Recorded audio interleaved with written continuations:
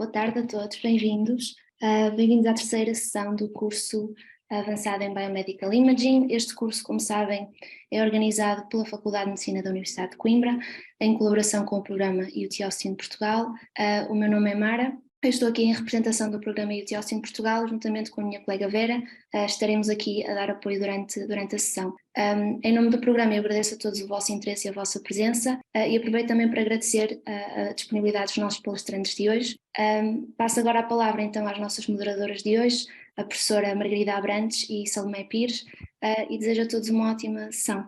Boa tarde a todos, é com muito gosto que estou nesta sessão e quero-vos dar também as boas-vindas neste curso avançado de imagem biomédica, a segunda edição. Hoje as sessões serão sobre tomografia de coerência óptica e também imagem óptica. Para dar continuidade também a este tema, teremos o professor Miguel Morgado, é doutorado em Física e professor associado no Departamento de Física da Universidade de Coimbra, é também coordenador do Programa de Doutoramento em Engenharia Biomédica. Durante os últimos anos a sua investigação tem-se focado na instrumentação biomédica, em particular em fluorescência ocular. Atualmente trabalha essencialmente em imagem funcional ocular, mas partilha um interesse transversal a diferentes técnicas da imagem óptica biomédica. Gostaria desde já de lhe agradecer ter aceito o convite para partilhar o seu conhecimento no âmbito dos princípios físicos da imagem óptica e desta forma passo-lhe então a palavra para seguir com a sua apresentação. Obrigada. Obrigado. Conforme a doutora Salomé disse, eu vou falar um pouco sobre os princípios que estão por trás da possibilidade de utilizarmos aquilo a que nós chamamos de radiação óptica para fazer imagiologia do interior de animais, essencialmente, e convém começar exatamente por esta questão da radiação óptica. O que é que nós nos referimos quando estamos a falar em radiação óptica? Estamos exatamente a falar dos comprimentos de onda que vão do ultravioleta C até ao infravermelho C, portanto, ultravioleta longínquo até ao infravermelho mais longínquo. Desculpa interromper. Não estou a partilhar, não é? Pois, já percebi. É isso, não, talvez... Pronto.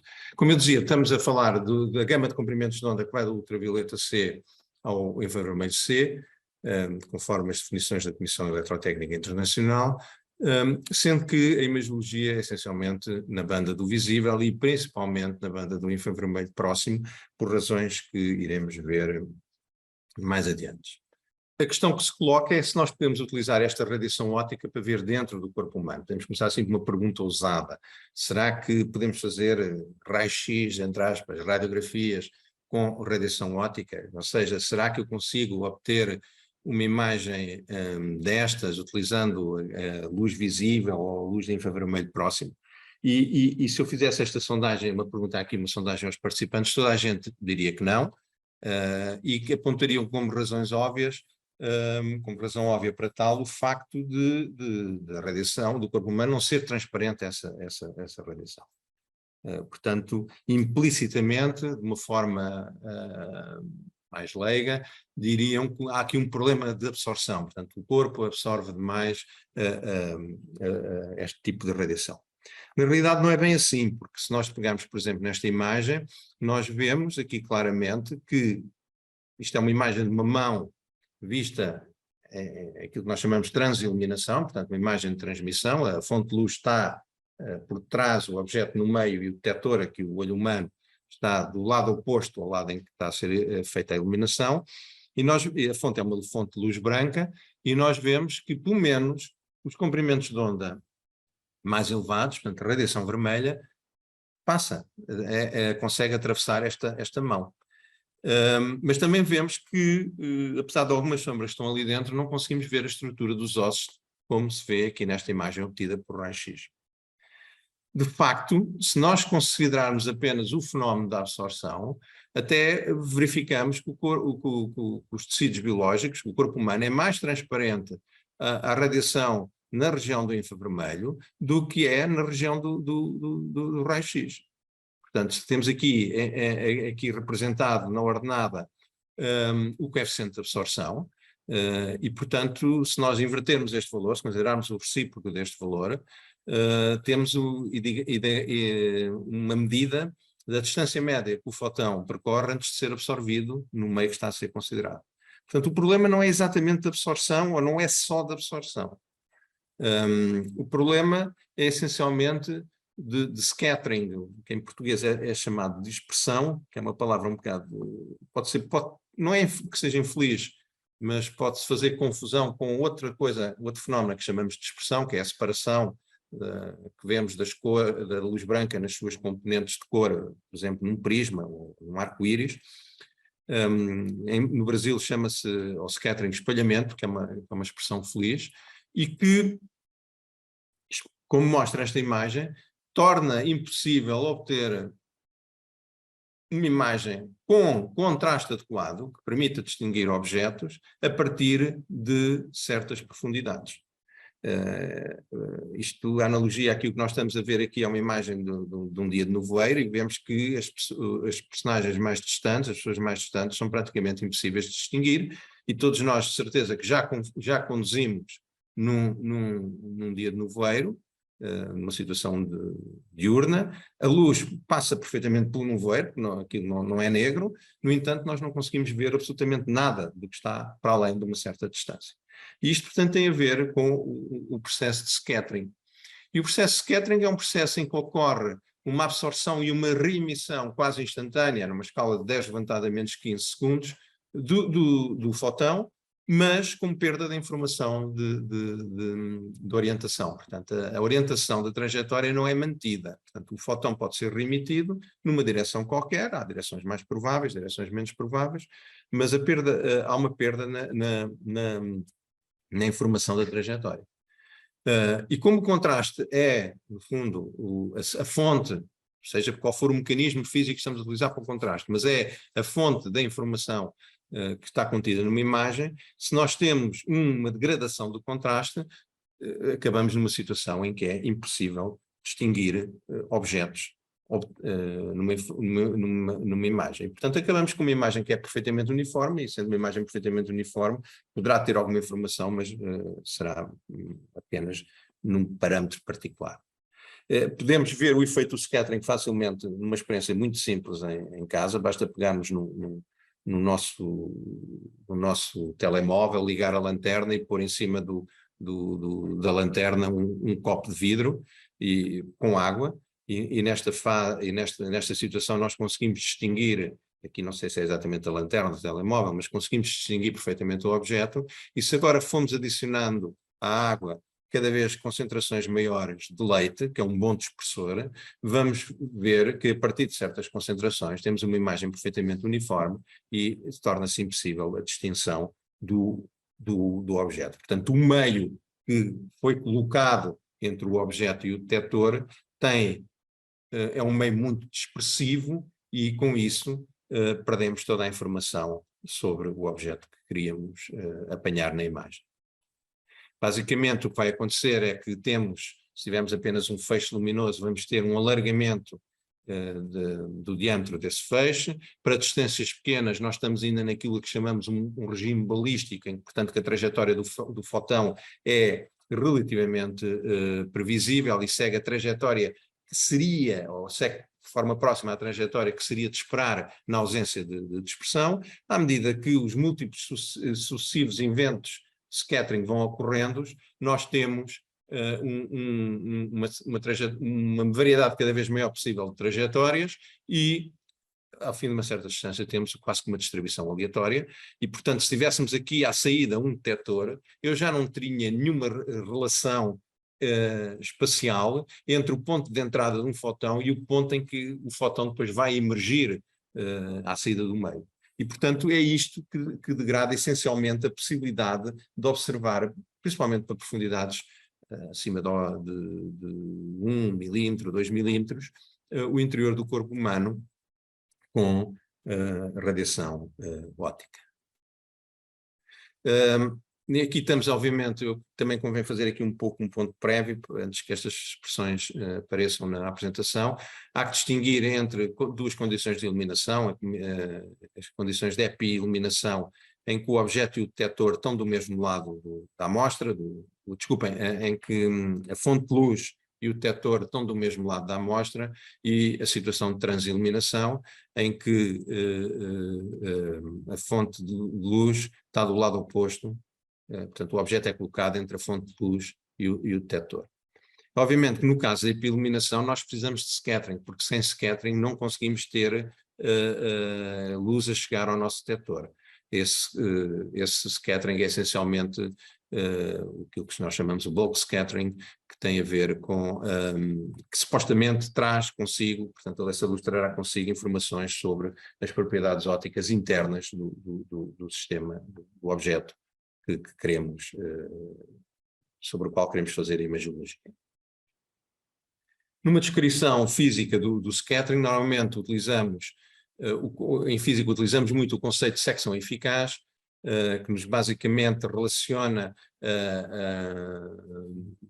a irradiância, portanto, na irradiância estamos a falar em potência por unidade de área, a irradiância do feixe que é incidente no meio que estamos a analisar, no objeto que estamos a analisar, e a potência que é dispersa nesse objeto, e portanto no fundo é uma medida de probabilidade do processo de scattering ocorrer, e sabendo essa secção eficaz e conhecendo a densidade dos dispersores, dos centros no qual pode ocorrer dispersão, nós conseguimos definir um coeficiente de scattering, tem unidades inversas de distância, e portanto se eu calcular o recíproco deste coeficiente, eu tenho o percurso livre médio, que é basicamente a distância média que o fotão percorre entre dois acontecimentos sucessivos de scattering. Devo frisar que os dispersores não são necessariamente partículas materiais, normalmente são, e nós vemos nessa perspectiva, por exemplo, a dispersão na atmosfera é essencialmente causada por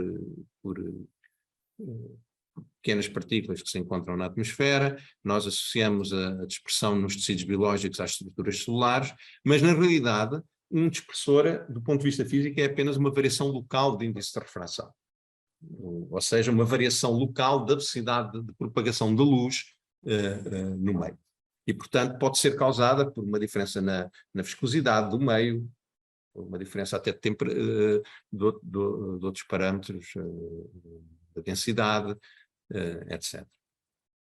Esta descrição que eu acabei de fazer não serve, não é completa, no sentido, não pretende, não consegue caracterizar completamente o processo de scattering, exatamente porque não diz nada sobre a alteração na direção de propagação. Isso é conseguido à custa deste fator de anisotropia, que não é mais do que o valor médio, é o que representa este operador aqui, do valor médio do cosseno do ângulo entre a direção de incidência e a direção de dispersão do fotão. Sendo que é determinado por esta função integral, utilizando aqui uma expressão, uma função de fase, cujo integral é normalizado à unidade, e que muitas vezes o problema de caracterizar oticamente um determinado meio é encontrar a função de fase adequada para a descrição da dispersão nesse meio.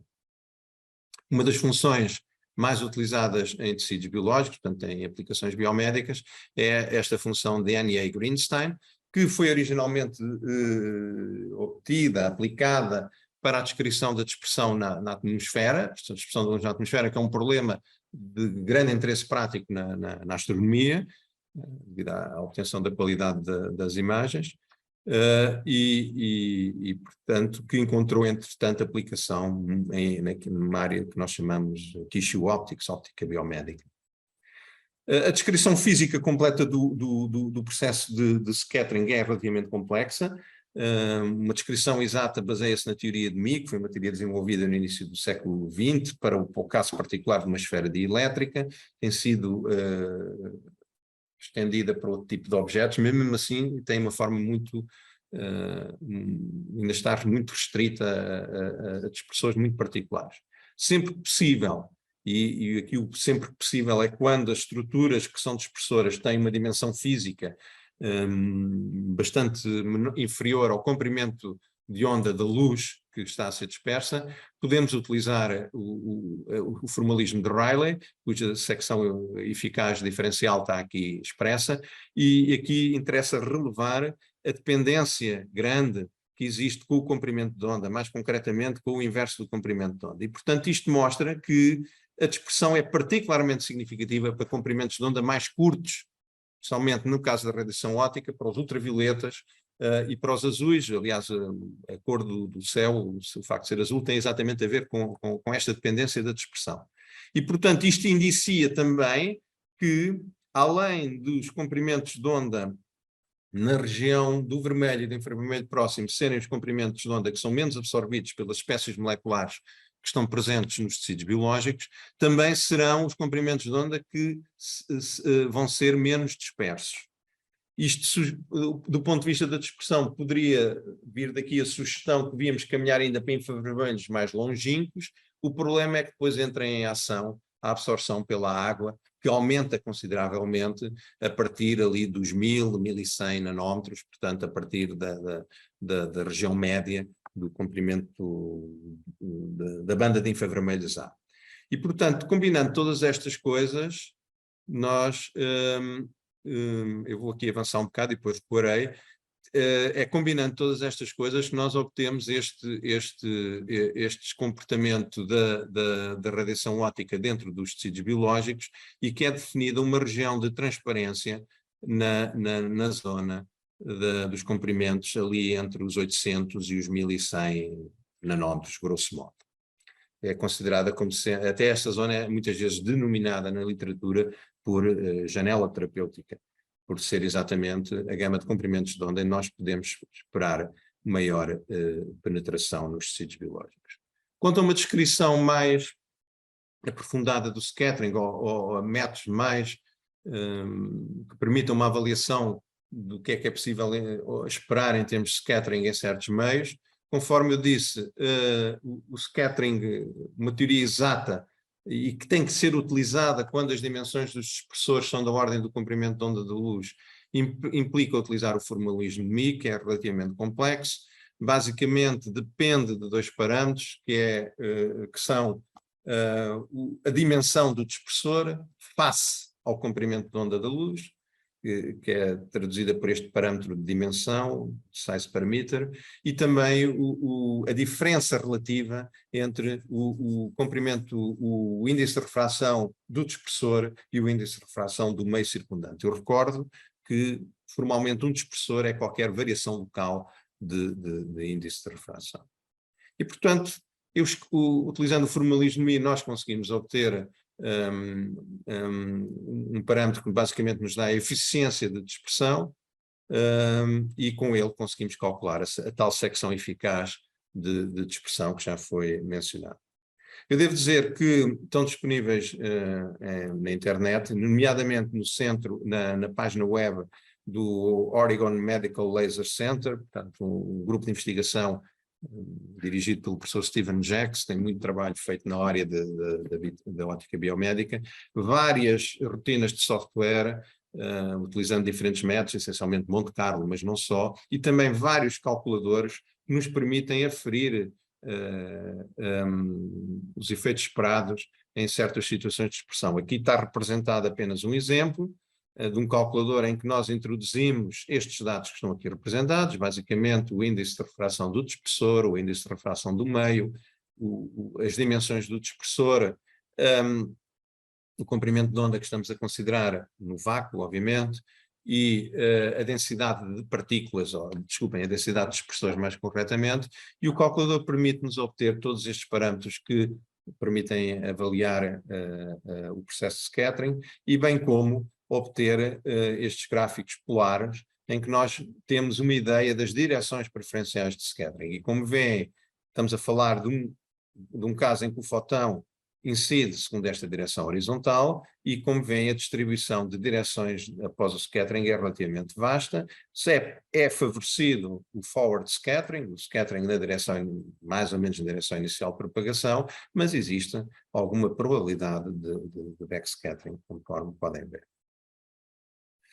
Portanto, o processo de absorção nós já falámos na existência do coeficiente de absorção, no livre percurso médio, e daqui vem a nossa conhecida lei exponencial, muitas vezes referida como lei de Beer-Lambert, em que nós podemos relacionar a irradiância de um feixe à entrada e à saída do meio. Em bom rigor, esta expressão só diz respeito à absorção, as perdas, entre aspas, ocorrem também por scattering e, portanto, nós deveríamos ter aqui no expoente uma combinação dos dois coeficientes. Claro que isto são descrições macroscópicas que nos permitem ter uma avaliação da perda de potência por unidade de área que nós vamos ter ao atravessar com luz um determinado meio dispersor e absorvente. Quais são as estruturas as principais espécies absorventes nos tecidos biológicos? O ultravioleta é basicamente absorvido a nível do DNA, daí algum potencial carcinogénico dos comprimentos dos ultravioletas mais longínquos, e também absorvido pelos aminoácidos, proteínas, etc. A absorção no infravermelho é totalmente dominada pelo espectro da absorção da água, pelas bandas de absorção vibracionais, essencialmente, e depois também rotacionais da água, e na zona visível infravermelho A, as principais espécies absorventes são a hemoglobina, com maior absorção para os comprimentos de onda menores e com propriedades de absorção que dependem da oximetria, portanto, da situação de estar ligado ou não, temos a hemoglobina ligada ou não a outras moléculas, e depois temos outras moléculas absorventes, como a melanina, que tem também uma absorção que diminui com o comprimento de onda, a elastina, os colagénios, etc, etc. Ora bem, então podemos ou não observar algo no interior do corpo humano com radiação óptica. É óbvio que isso é fácil nos tecidos que sejam, por função, transparentes, e no corpo humano isso restringe-se aos tecidos oculares e, portanto, podemos ver aqui, dar aqui alguns exemplos, e é o que vamos fazer, de técnicas que permitem a observação dentro do meio ocular, uma vez que aqui o scattering, pelo menos num olho saudável, é praticamente inexistente devido à função do órgão. Obviamente, quando nós planeamos qualquer técnica para examinar os tecidos oculares, nós temos que saber que componentes do olho são transparentes a que comprimentos de onda, e isso está aqui basicamente resumido nesta imagem. Digamos que, dito de uma forma rápida, os ultravioletas longínquos, portanto, ultravioleta C e B, são basicamente todos absorvidos ao nível da córnea, a primeira lente do globo ocular, está aqui representada. O mesmo sucede com os infravermelhos mais longínquos, infravermelhos B e C.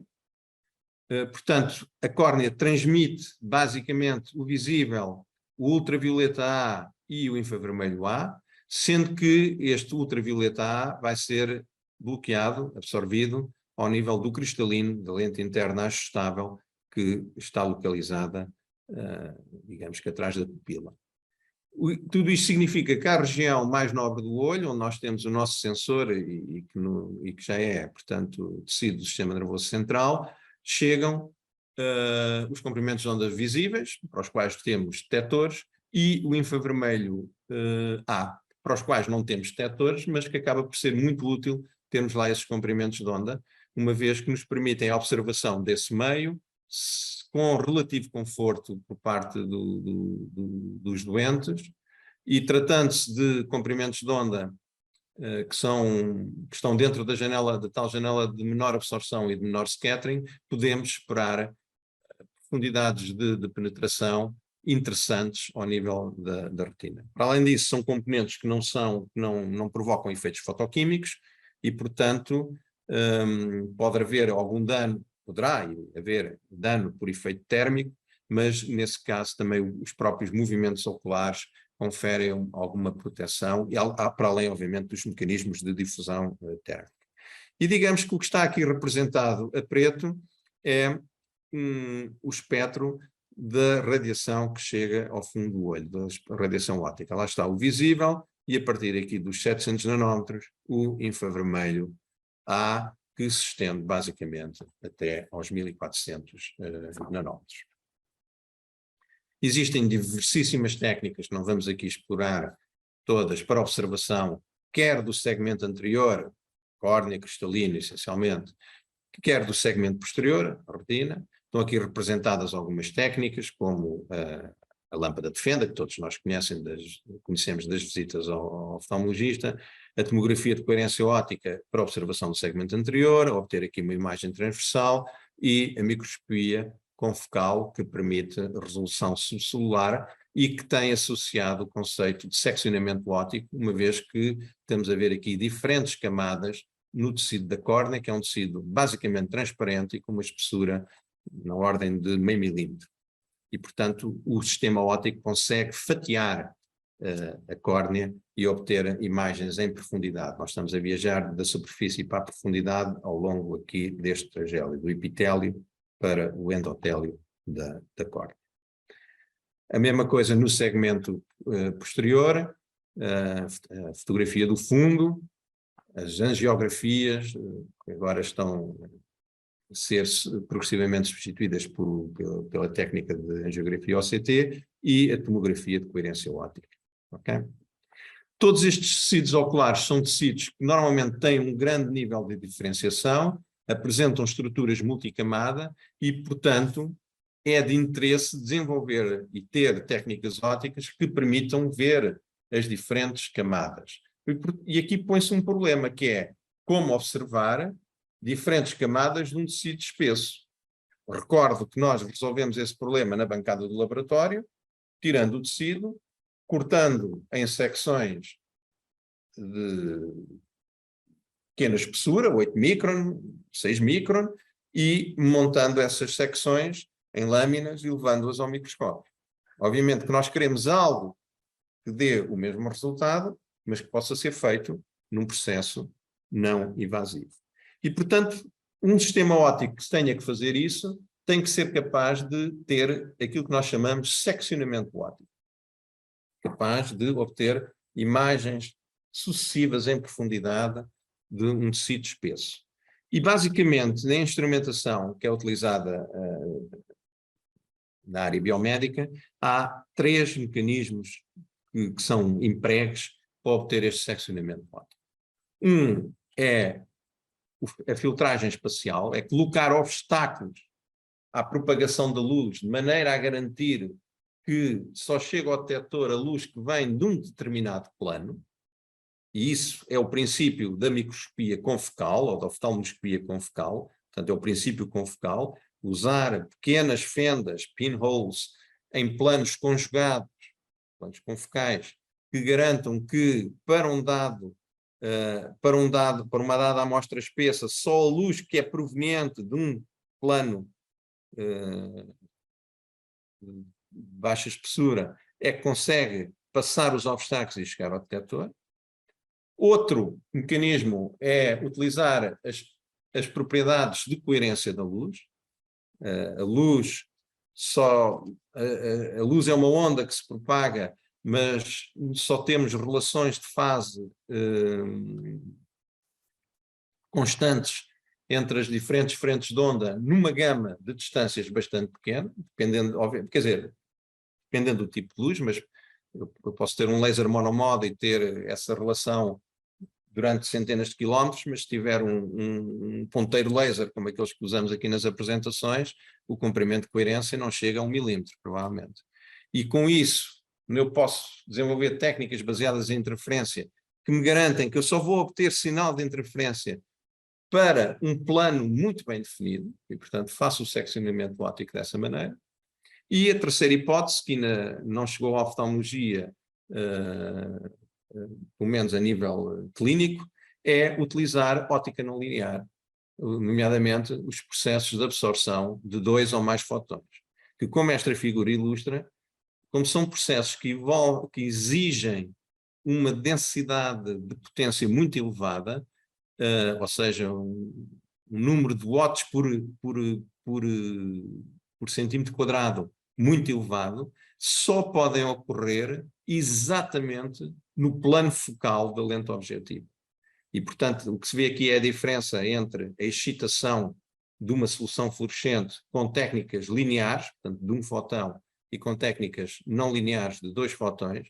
E como veem, temos aqui emissão de fluorescência ao longo de todo o trajeto da luz dentro da solução. Portanto, o processo de fluorescência ocorre ao longo deste processo, desta trajetória toda, e se eu obtivesse uma imagem daqui, eu não tinha seccionamento óptico, iria comprimir num plano luz que vem de vários planos distintos, enquanto que aqui a excitação é feita ao dobro do comprimento de onda, o que implica, para entregar a mesma energia, a absorção quase que simultânea de 2 fotões, e para que esse processo ocorra, a densidade de potência tem que ser extremamente elevada, e isso, devido à geometria do feixe, só pode ocorrer exatamente no plano focal da lente. Depois é uma questão de deslocar o plano focal para a posição que queremos examinar. Portanto, o seccionamento óptico é necessário para examinar estes tecidos altamente diferenciados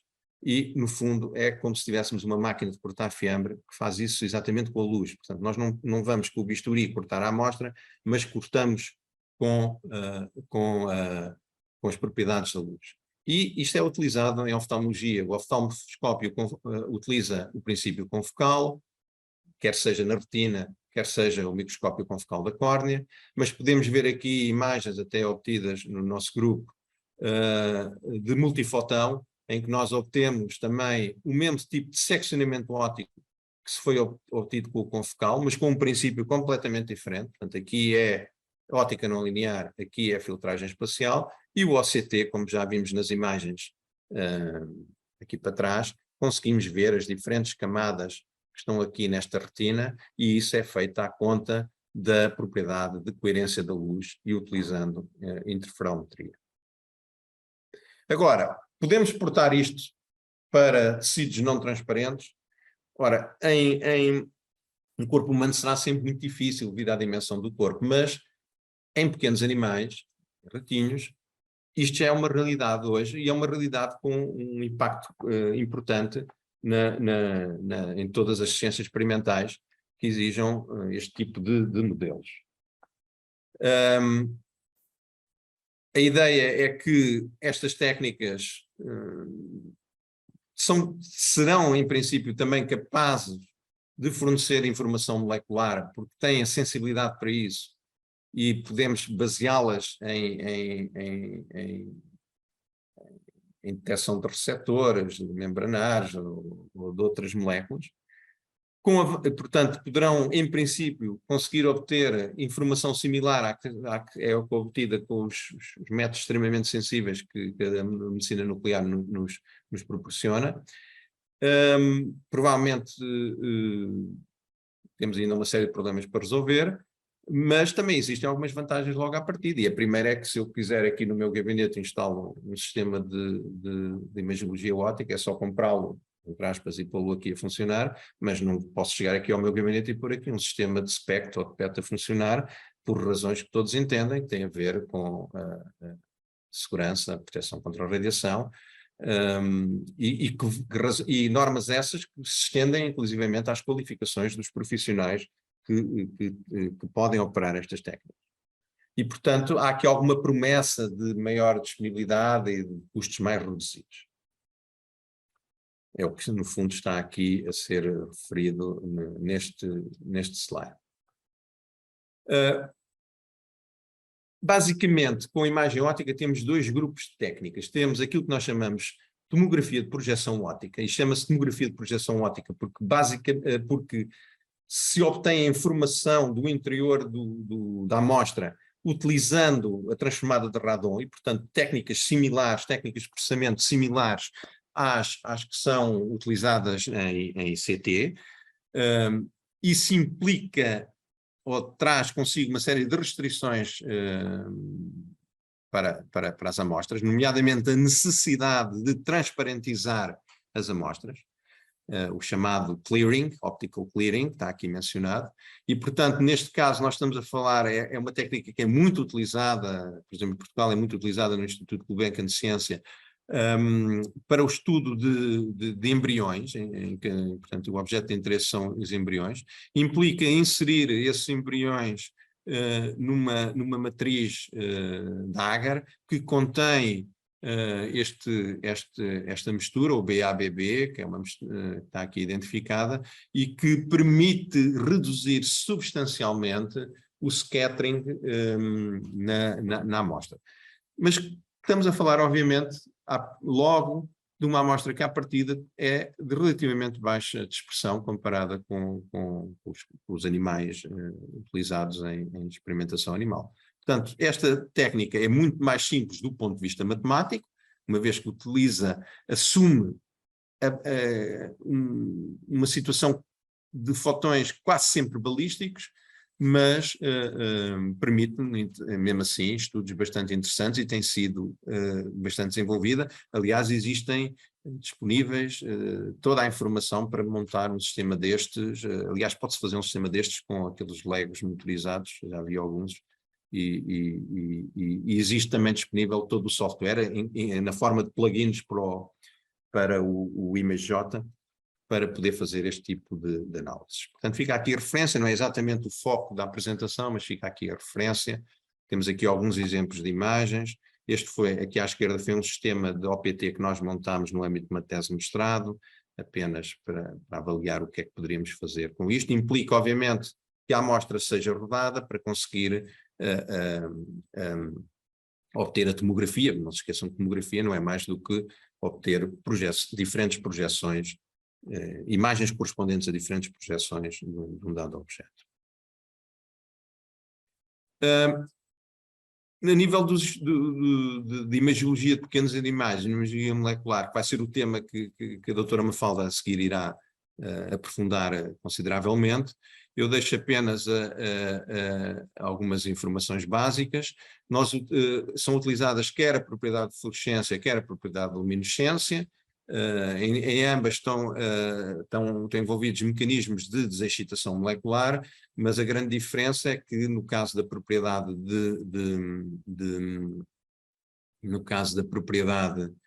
do fenómeno de fluorescência, é necessário a excitação externa da molécula por uma fonte de luz. Portanto, nós temos que fazer incidir fotões sobre as moléculas. Essas moléculas são excitadas com um estado eletrónico de maior energia, existe um processo interno de perda não radiativa, ou seja, sem emissão de fotão, de maneira que passado pouco tempo após a excitação, todas as moléculas excitadas estão no estado vibracional de menor energia do primeiro estado eletrónico excitado, e depois, a partir daí, poderemos ter a desexcitação para o estado fundamental, com ou sem emissão de fotão. Existem as duas probabilidades, depois depende da molécula, saber qual é que é mais provável.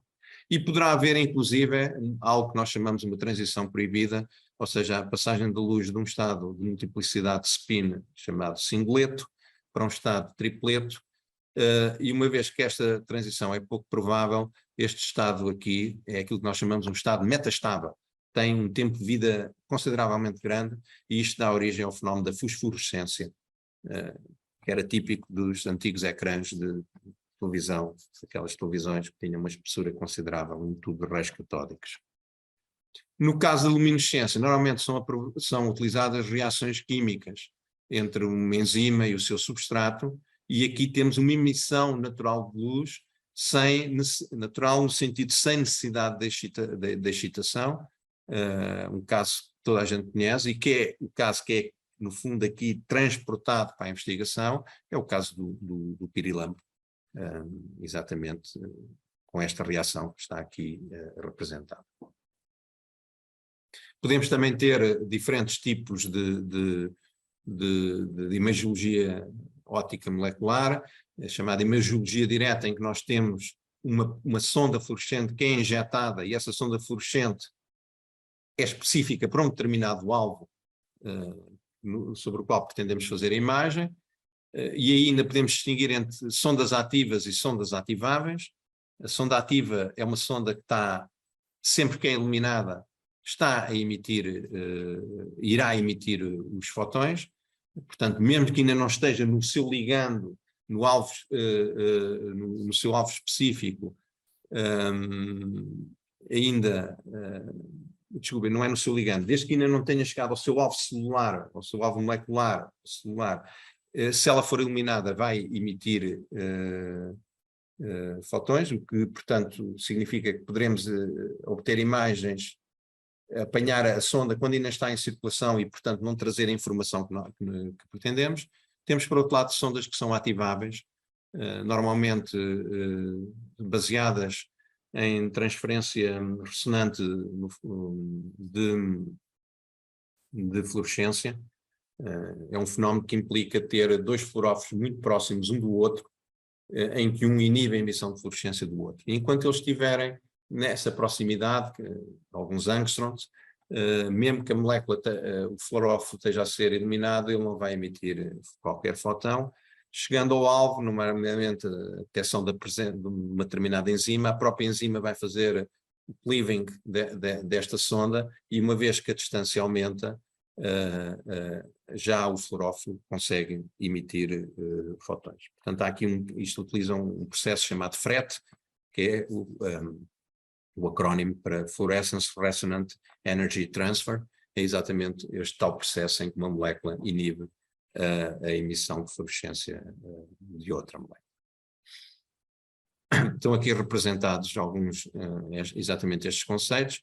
No primeiro caso temos, por exemplo, uma sonda que é constituída por um ponto quântico, um quantum dot, que basicamente é uma estrutura de silício em que o diâmetro dessa estrutura controla a cor da luz que depois é emitida, portanto o comprimento de onda.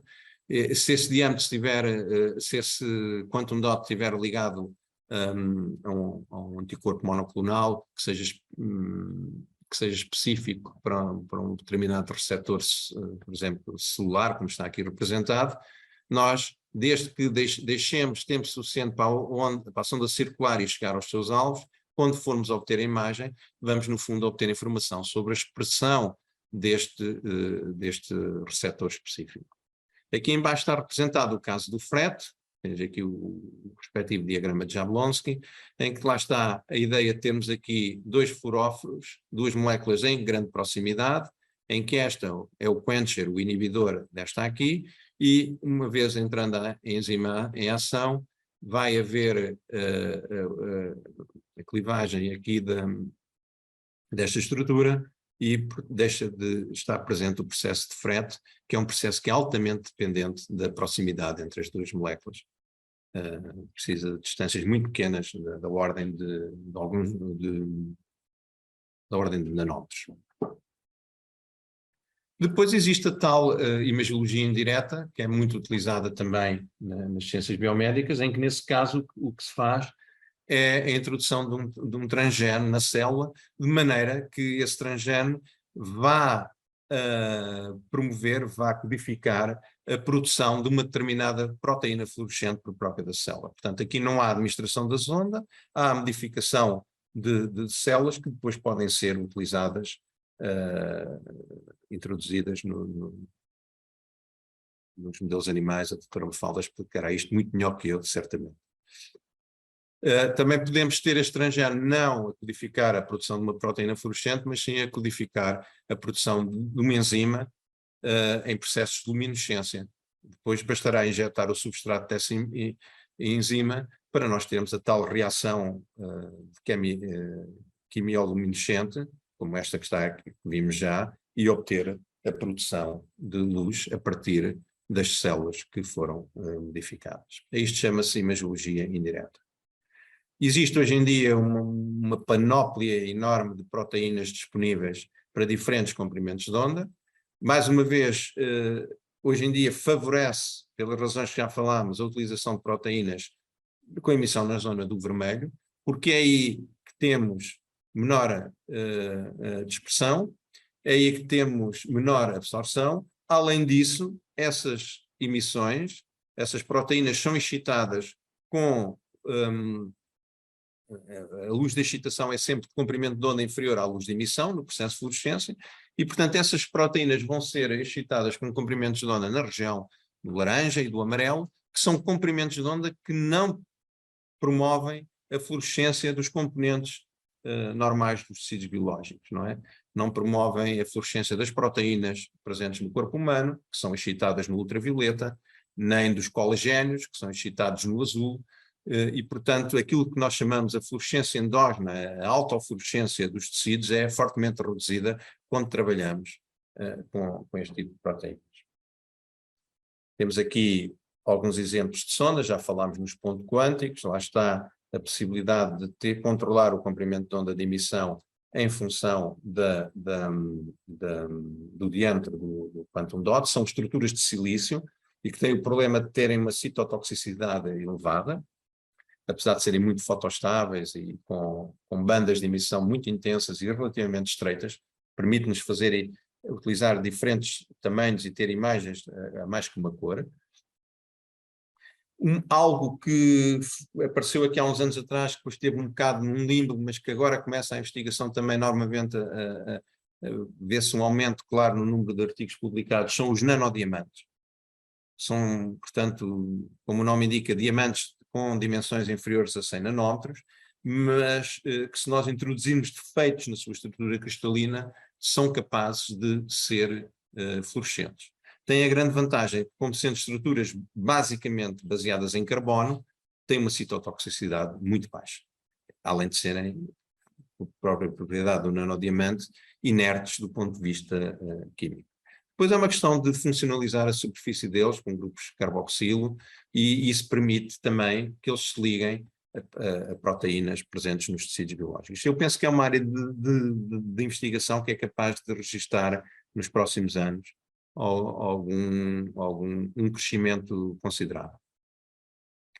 A questão da bioluminescência, já falámos, essencialmente baseada no par luciferase-luciferina, mas não só.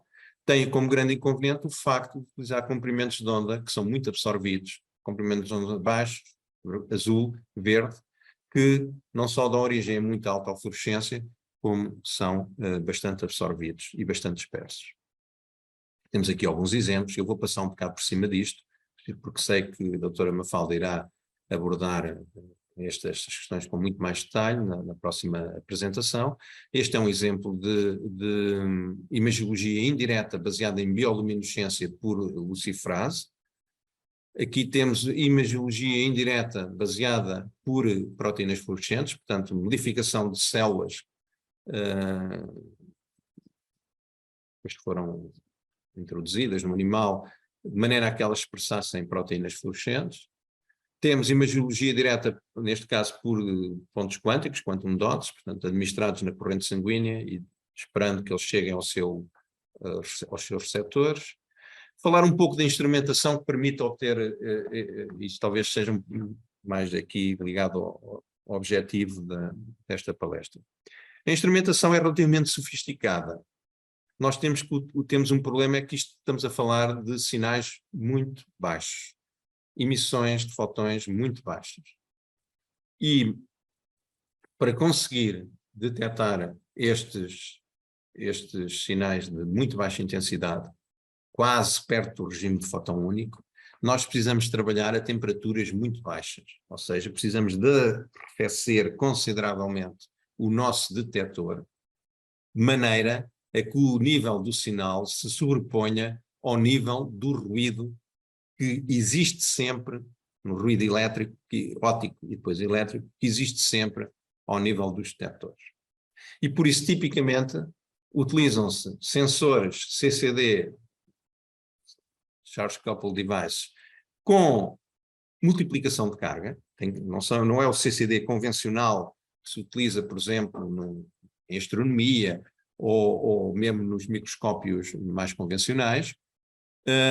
Não é todo o CMOS das câmaras que temos nos nossos telemóveis, porque essas não têm a linearidade que é exigida pela precisão, pelas aplicações científicas, mas são CCDs que têm um mecanismo interno de multiplicação de carga, como eu disse, e que trabalham tipicamente a menos 90, menos 100 graus Celsius. O problema é o ruído. Aqui estão representadas uma expressão que nos dá a corrente total de ruído. Estes sensores, o princípio da detecção de luz é a conversão dos fotões em eletrões. Portanto, nós vamos medir eletrões, ou seja, medir carga elétrica. Corrente não é mais do que carga elétrica ao longo do tempo, portanto, estamos a medir correntes, mas sempre que estamos a trabalhar com um dispositivo deste género, um detector de silício, nós temos fontes de ruído. E no caso de um CCD, as principais fontes de ruído são, em primeiro lugar, a própria incerteza que vem associada com o sinal que nós estamos a detectar. É quase como se fosse, às vezes utilizo a expressão, o ruído do próprio sinal. Nós estamos a contar, isto é um processo de contar fotões. E, portanto, do ponto de vista da criação e detecção, segue uma lei estatística de Poisson. E ruído não é mais do que tudo o que contribua para a degradação da precisão do método de medida. Ruído é qualquer coisa que acrescenta ao desvio padrão de uma medida. E sempre que nós contamos, vamos dizer, por exemplo, 50 fotões, estivemos aqui com o nosso detector e chegámos à conclusão que chegaram ali 50 fotões, ou mais corretamente 50 eletrões, que eles são convertidos em eletrões, nós temos uma incerteza associada a esta medida, que tratando-se de uma estatística de Poisson, a média é igual à variância. E, portanto, eu devo dizer que, na realidade, que detectei 50 eletrões, mais ou menos raiz de 50, que é o desvio padrão associado a esta medida. E este ruído, que às vezes chama-se quântico, outras vezes chama-se photon noise, ruído dos fotões, para fontes muito intensas é o ruído dominante. Não será para estas aplicações que estamos a ver, mas para muitas das aplicações científicas a incerteza vem da própria medida que está a ser feita. Depois temos outra fonte de ruído, que são os eletrões que são gerados termicamente no próprio sensor. Só pelo facto do silício estar a uma certa temperatura, são produzidos num processo aleatório, que também segue uma estatística de Poisson, eletrões. E esses eletrões, infelizmente, vão contribuir para a incerteza no processo de medida. Porque se eu tiver, esses eletrões são muitas vezes conhecidos como a corrente no escuro, ou seja, é algo que surge no detector mesmo quando eu tenho o detector tapado, não chega lá a luz nenhuma. Se essa corrente no escuro fosse constante, não seria propriamente ruído, porque eu subtraía, me fazia uma medida sem luz, uma medida com luz, subtraía uma da outra e tinha o problema resolvido. O problema é que a corrente não é constante. Há flutuações na corrente no escuro. E são essas flutuações na corrente no escuro que constituem ruído para o nosso processo de medida. Ora, esta corrente no escuro varia linearmente com a temperatura. E é por esta simples razão que nós temos que arrefecer os sensores. Nós trabalhamos a 90 Celsius, menos 90 Celsius, exatamente para diminuir consideravelmente esta componente de ruído. E, portanto, o objetivo de tudo isto é trabalhar numa situação em que este ruído é pouco, em que nos aproximemos daquilo que não podemos controlar mais, que é o próprio ruído de leitura, que tem a ver com o mecanismo do amplificador de saída do nosso sensor. Quanto a esse não podemos fazer nada.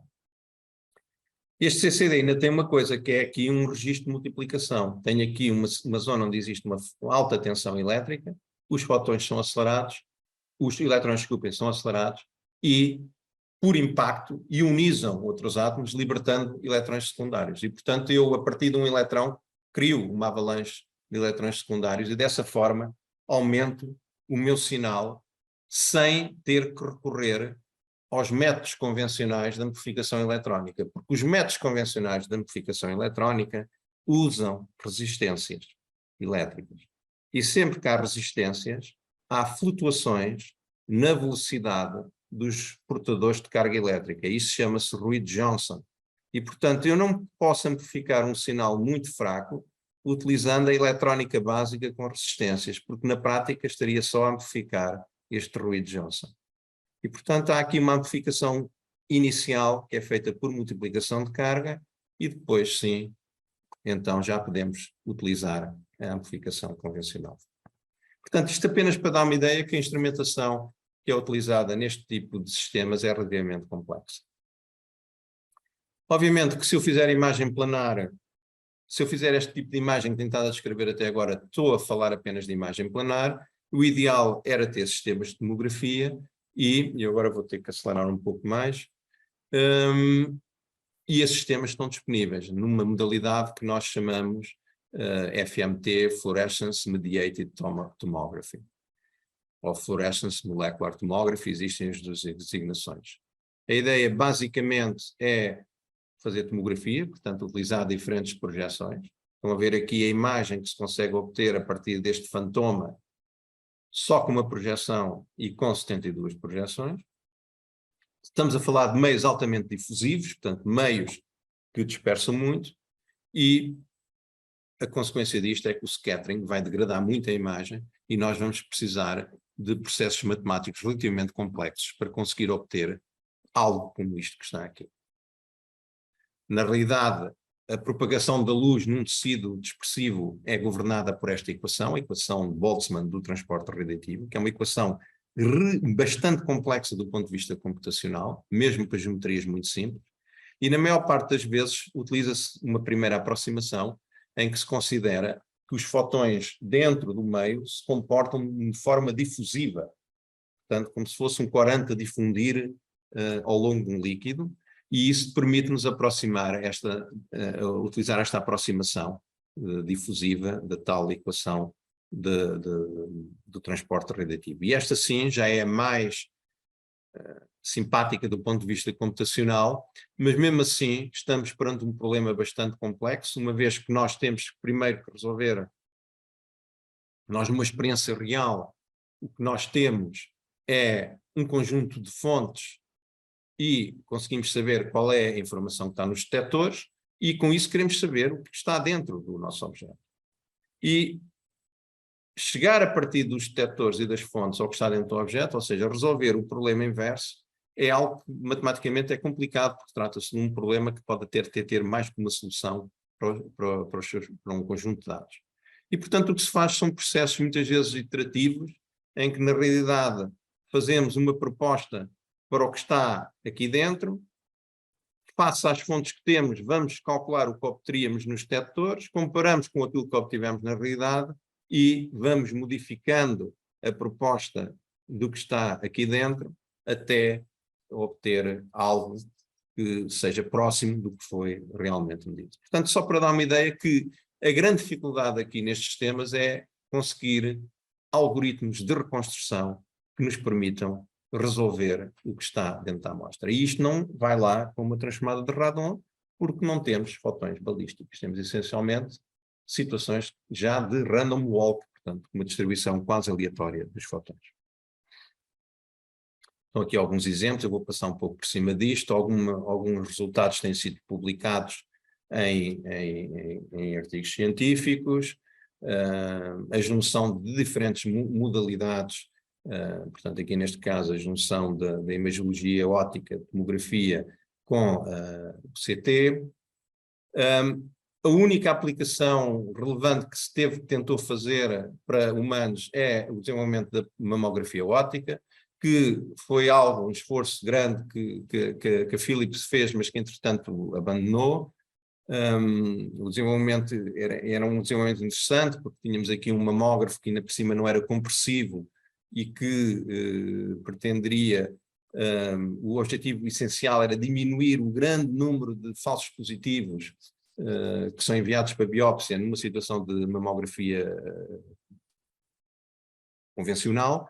E, portanto, a ideia seria, reparem que temos tipicamente fatores imensos de falsos positivos, cerca de 7 milhões de biópsias, segundo esta ilustração, para depois resultarem apenas num milhão de casos. Portanto, há cerca de 1 em cada 7 de pessoas que são enviadas para biópsia não têm, portanto, são falsos positivos. Há também ainda a questão das pacientes jovens, em que a mamografia, mas isto em que a mamografia convencional não dá praticamente informação quase nenhuma devido à elevada densidade dos tecidos mamários. Haveria a possibilidade de, utilizando novos mecanismos de contraste, conseguir obter outro tipo de informações que podiam estar relacionadas com a saturação, com a dispersão, certos traçadores ópticos particulares. Esse esforço foi relativamente abandonado pela Philips, provavelmente os resultados não foram tão bons quanto eles queriam, mas existe ainda uma empresa nos Estados Unidos que continua a trabalhar nesta área. Poderá ser que alguma coisa no futuro apareça. Mas digamos que não existe nenhuma aplicação da imagiologia óptica em termos de ver o interior do corpo humano neste momento disponível na clínica. Há estes trabalhos de mamografia, houve alguns trabalhos para detecção de hemorragias cerebrais em recém-nascidos. Como veem, tem que ser tecidos que ainda sejam bastante suaves aqui no sentido de dispersão da luz. Nós chamamos soft tissues a tecidos que são um pouco dispersivos. Portanto, concluindo e terminando aqui o meu tempo, estas técnicas de imagiologia óptica já são técnicas essenciais para estudos que envolvam modelos animais, de pequenos animais, com a capacidade de obter informação ao nível molecular, com custos de operação, apesar da instrumentação ser cara, claramente inferiores àqueles que são proporcionados pelas técnicas de medicina nuclear, com possibilidade de difusão também bastante maiores, e já são muito utilizados em estudos de desenvolvimento de medicamentos, de fármacos, de avaliação terapêutica e não só. E, portanto, será de esperar que esta contribuição, pelo menos ao nível dos estudos animais, venha produzir, no fundo já está a produzir um impacto substancial na investigação básica, na investigação translacional, e que um dia possamos ter aplicações de imagiologia molecular óptica, direto ao nível de pacientes humanos. A ver, vamos, não é? Muito obrigado a todos, espero que não tenha sido aborrecido e dou por terminada a minha apresentação. Obrigada, professor. Não, aborrecido não de todo. Foi bastante interessante. Vou já passar, temos aqui uma questão. Se alguém mais quiser colocar questões, este é o momento, estejam à vontade. Iniciando já por esta, quais as correções, agradecem a apresentação, primeiro de tudo, quais as correções a terem atenção antes de gerar o sinograma para a reconstrução da imagem? Na reconstrução da imagem há correções a fazer, são feitas antes ou depois da reconstrução? Estamos a falar de quê? Provavelmente da tomografia de projeção óptica, suponho eu, que é a que utiliza a transchamada de radon. Aí as correções que são para fazer são as correções essencialmente de intensidade, portanto temos que garantir que todas as imagens têm mais ou menos a mesma intensidade média. Há correções de alinhamento, uma vez que há um efeito, neste caso o que se faz é rodar a amostra, portanto há essas correções de alinhamento, e essas penso eu que são as principais. Deixa-me só aqui verificar uma coisa. Portanto, temos aqui as correções, lá está, elas estão aqui referidas. Estas são correções de absorção, portanto, garantir que são correções de intensidade, portanto, temos a mesma intensidade média a nível de todas os frames, todas as projeções, e depois há esta correção de tilt e de offset, portanto, são correções de alinhamento que tem a ver exatamente com a dificuldade que por vezes existe em ter, uma vez que vamos ter aqui, neste caso vê-se mal, mas está aqui a amostra seria ligada aqui, isto é uma coisa, a amostra normalmente tem no topo um ímã, que prende aqui neste ímã, e depois temos aqui um motor de passo que vai rodando a amostra para diferentes posições, como se vê aqui na imagem à direita. E é difícil muitas vezes garantir que é mantido o eixo no centro do plano da imagem e que não existe nenhum desvio desse eixo ao longo das diferentes projeções. E, portanto, normalmente as próprias amostras têm uma espécie de uma cue mark, que é introduzida artificialmente, um ponto que seja opaco ou que seja por oposição brilhante, e depois nós vamos seguindo ao longo das diferentes posições a posição desse ponto e conseguimos depois fazer a correção de maneira a eliminar estes erros de orientação. Não sei se era esta a questão, mas relativamente ao sinograma penso que sim, penso que se refere aqui a este processamento que está aqui indicado. Sim, eu tinha aqui uma questão adicional, e porque esta temática tem despertado muito interesse durante este curso, que é o uso da inteligência artificial. Isto porque referiu que uma das áreas, digamos que de melhoria na tomografia molecular por fluorescência é mesmo, ou que os algoritmos de reconstrução são difíceis, são complexos e, portanto, é quase que um limite ao desenvolvimento, pelo que eu percebi, se não entendi mal. Se nesta área as técnicas de inteligência artificial poderão ajudar de alguma maneira ou não? Ok. Eu, antes de mais, devo confessar que eu não sou de modo algum especialista em técnicas nem de machine learning, nem de inteligência artificial, e, portanto, tenho alguma dificuldade em dar uma resposta sólida a isso. Eu tenho ideia que existem artigos a ser publicados em métodos de reconstrução baseados em inteligência artificial, também nesta questão da tomografia, tomografia de fluorescência. Mas eu, sinceramente, eu não queria prolongar mais, porque, primeiro, não conheço bem a literatura e mais que isso, não conheço bem o campo destes métodos para estar a dar uma resposta que não possa depois incorrer em erros. Portanto, eu aqui gostaria de me abster. Possivelmente no painel estão aqui pessoas que poderão dar maiores contributos sobre isto. Sim, temos falado nisso, mas à frente vamos ter uma sessão só dedicada a esse tema. Nessa altura, talvez seja a altura ideal para ter uma resposta. Eu realmente não me sinto qualificado para dar uma resposta sobre isso.